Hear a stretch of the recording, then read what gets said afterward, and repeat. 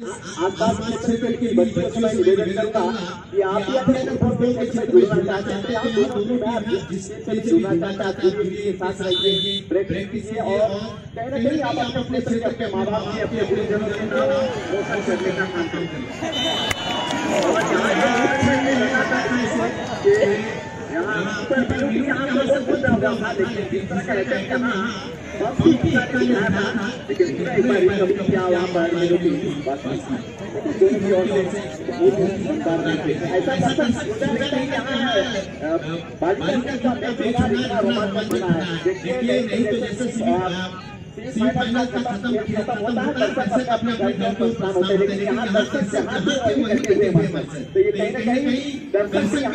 हमारे बड़े को बच्चों को प्रोत्साहित करते हैं, मदद करते हैं और आगे बढ़ाना चाहते हैं।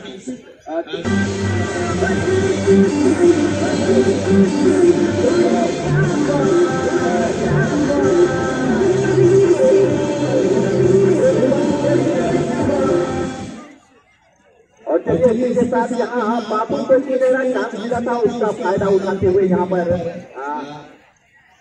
सुहाग जो अभी फिलहाल वो बापू के खेलती नजर आए, लेकिन खिलाड़ी साहेबगंज में ज्यादा मैच में इसीलिए हम देखे हैं। और मैं एक बात ये बताऊंगा कि बापू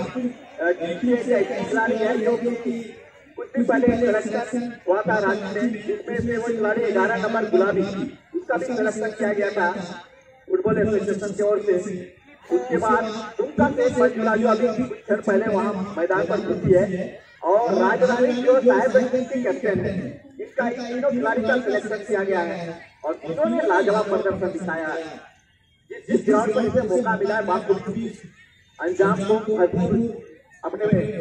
टीम के